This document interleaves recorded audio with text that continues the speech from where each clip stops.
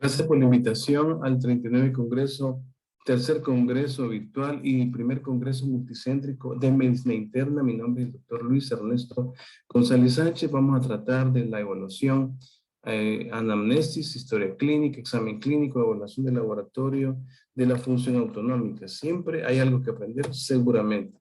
Esta charla está para 20 minutos, por lo tanto, no disponemos de mucho tiempo para algunas cosas. Función actualmente, mi trabajo es encargado del Laboratorio de Neurofisiología y Función Autonómica del Instituto de Neurociencias del Hospital de Diagnóstico. Soy neurólogo.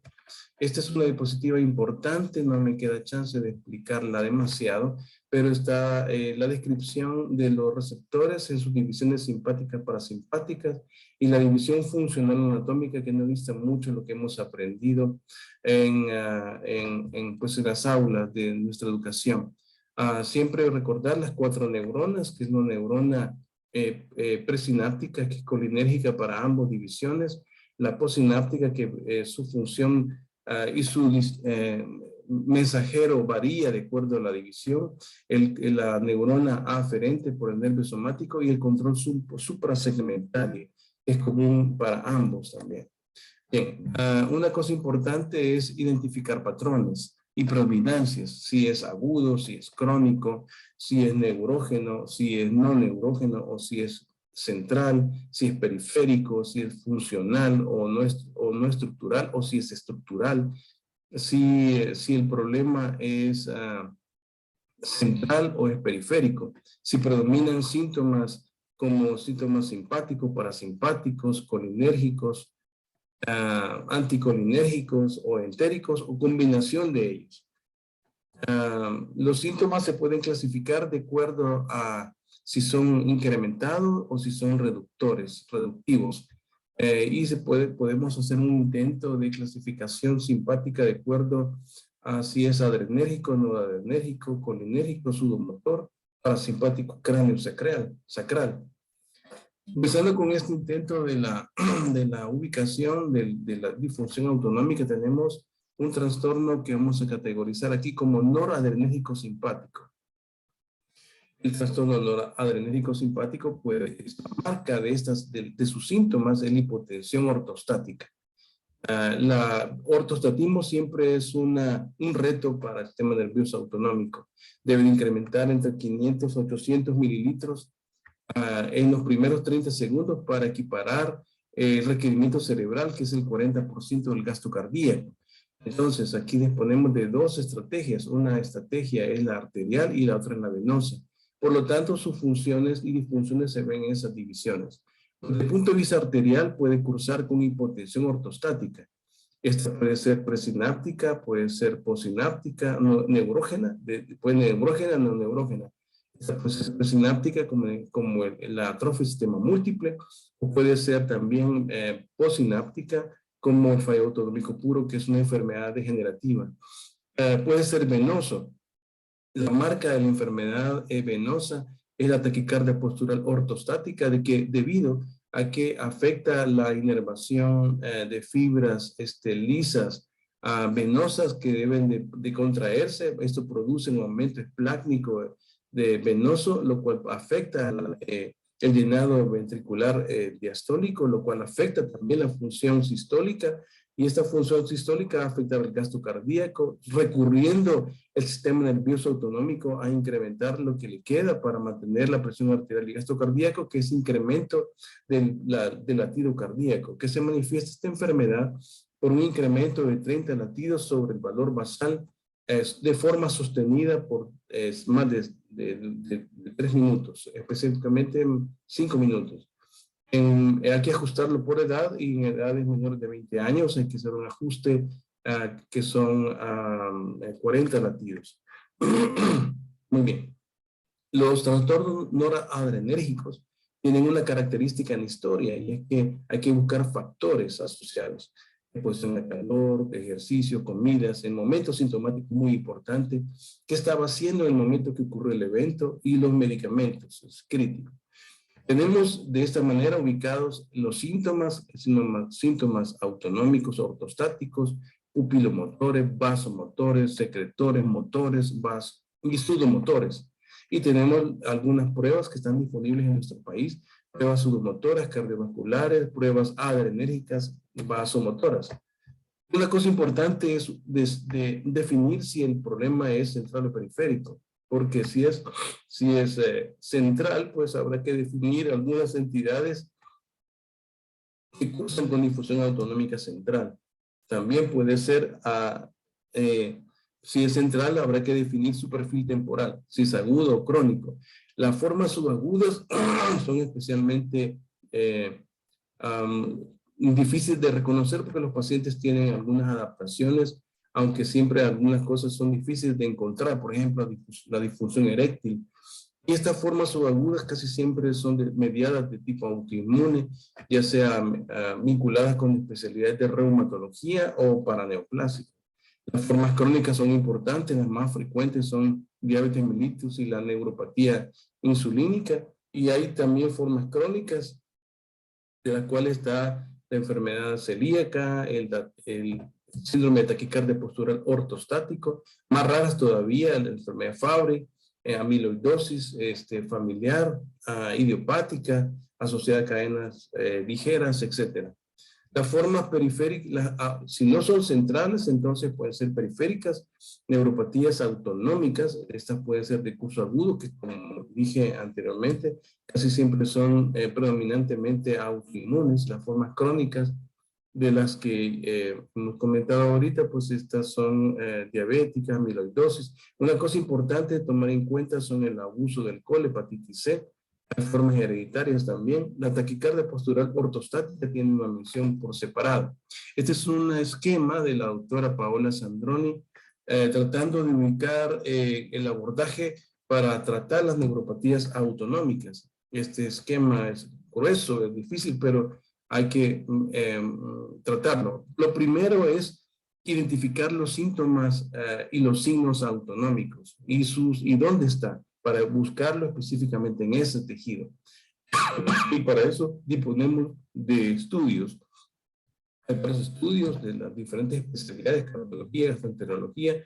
En neurología disponemos nosotros de estudios de conducción nerviosa, electromiografía, que ven fibras gruesas y fibras de mediano calibre.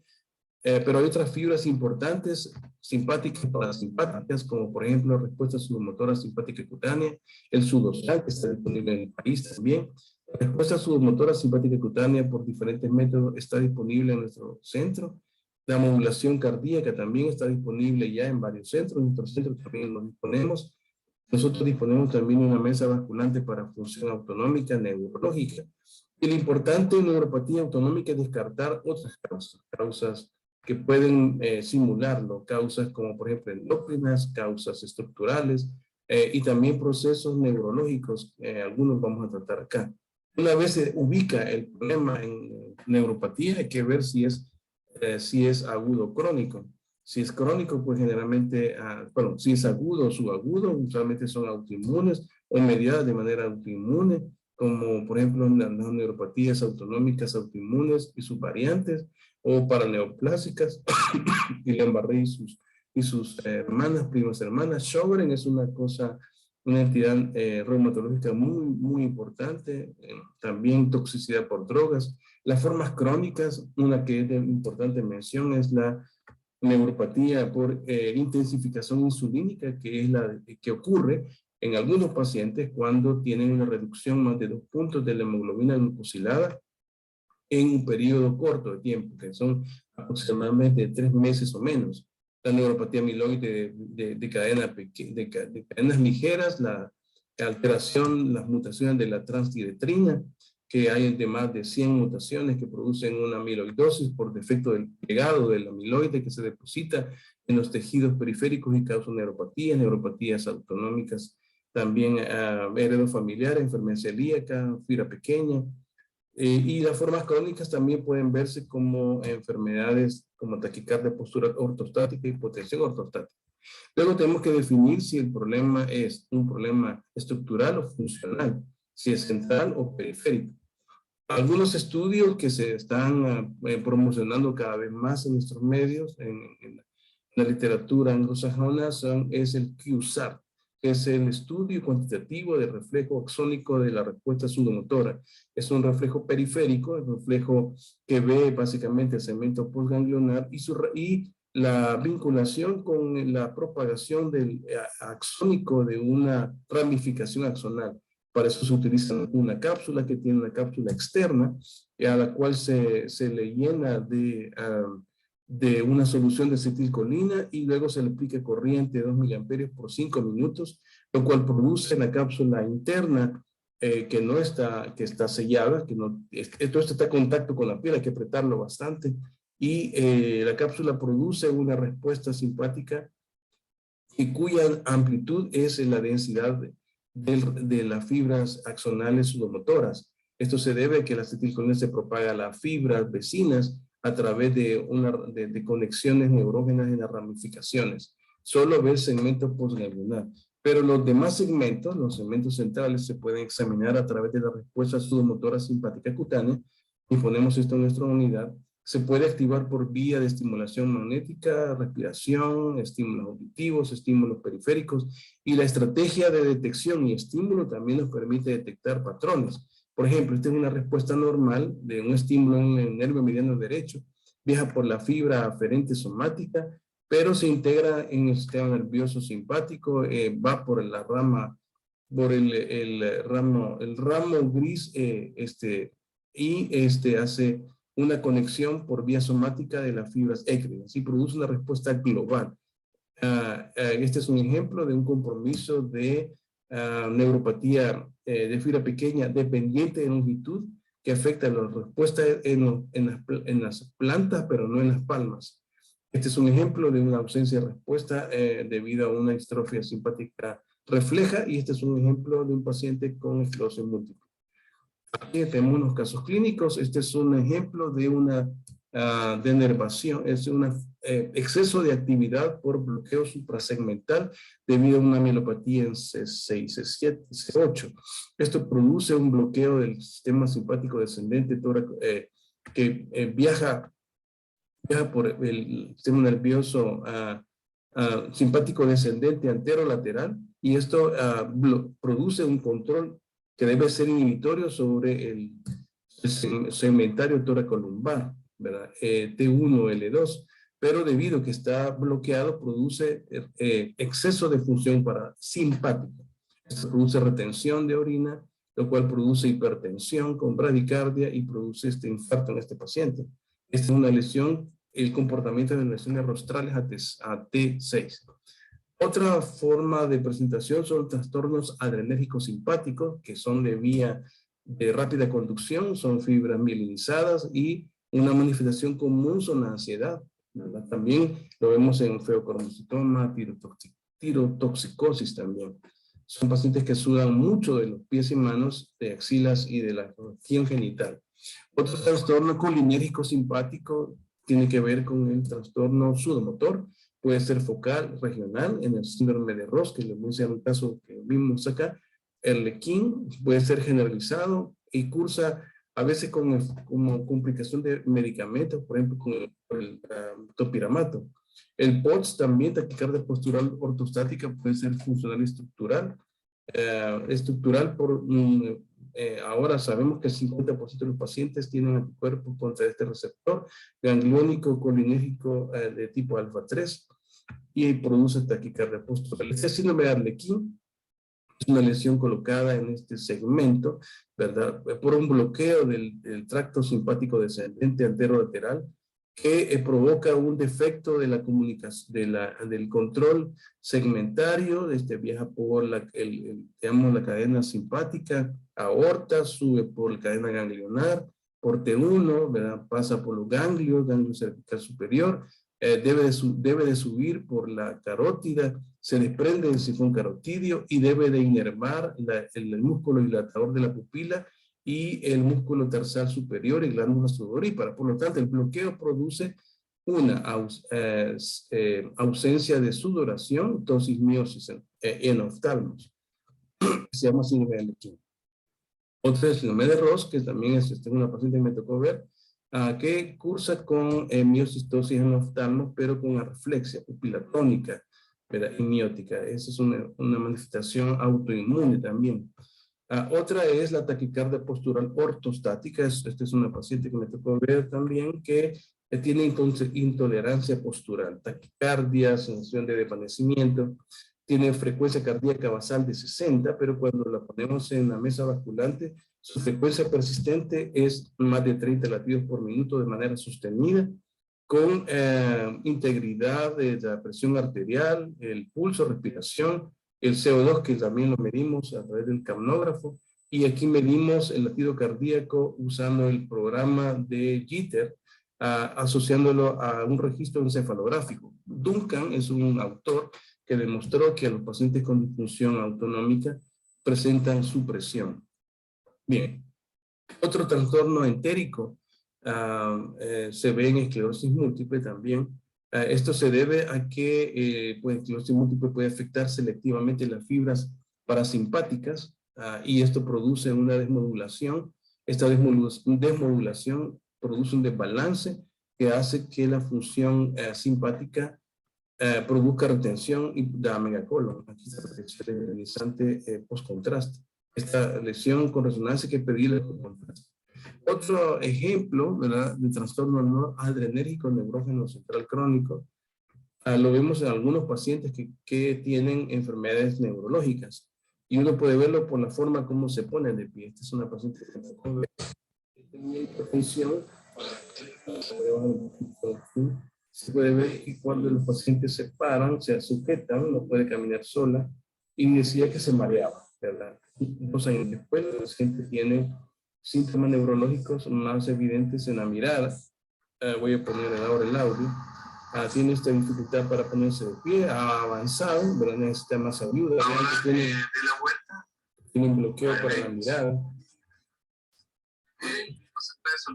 De esta risa pueril es típica.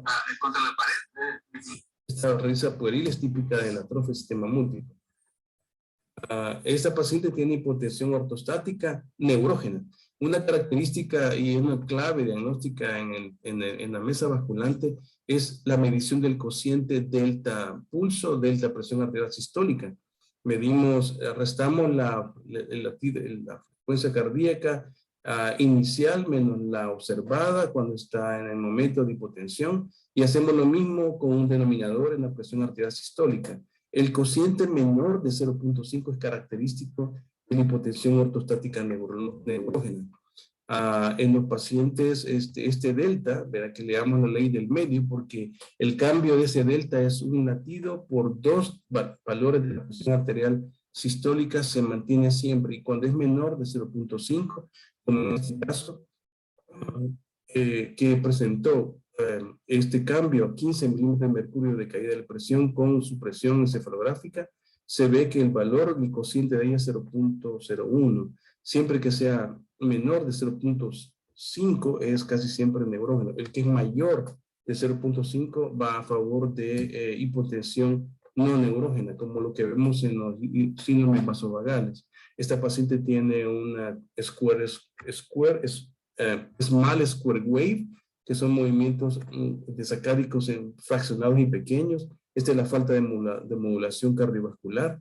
Este es el valor normal en la inspiración. Taquicardia expiratoria, bradicardia inspiratoria, no lo tiene la paciente, con un parpadeo que es persistente a estímulos cortos. Otro trastorno disautonómico parasimpático periférico crónico estructural lo podemos ver en pacientes diabéticos, pero antes quiero tratar el QSART, que este es el efecto de Valsalva. La primera fase es mecánica por el esfuerzo de la presión arterial que se aumenta por el esfuerzo expiratorio. Luego la fase inicial, que es la fase 2 temprana, que se debe a una hipotensión por el efecto de retraso del volumen sistólico diastólico también. Luego tiene una fase 2 tardía, es adrenérgica, termina la fase de expiración a los 15 segundos, después debe de mantener la presión 45 milímetros de mercurio. Esta es la fase inicial que produce una bradicardia tardía, que es la fase 4, una taquicardia inicial, y aquí tenemos un cociente, esto lo podemos ver en esta manera. La taquicardia, este es el estudio visto con registros electromiográficos en nuestra unidad y se mira pues como el esfuerzo expiratorio produce esta interferencia, pero una vez termina el efecto de Valsalva viene la taquicardia de la fase 3 con la fase bradicardia de la fase 4. Esto produce un cociente que varía de acuerdo a la edad. Este es un paciente con una neuropatía autonómica y ausencia de la fase 4. Bien. Entonces, teníamos lo que nos faltaba, que es hipotensión debido a síndrome vasovagal vasodepresor, en los cuales la presión arterial y el pulso declinan paralelamente y el cociente delta, frecuencia cardíaca, delta, presión arterial sistólica, siempre es mayor de 0.5. Bueno, hasta aquí llego. Gracias por la atención. Nos veremos en otra ocasión. Vamos a responder las preguntas si las hay. Hasta pronto.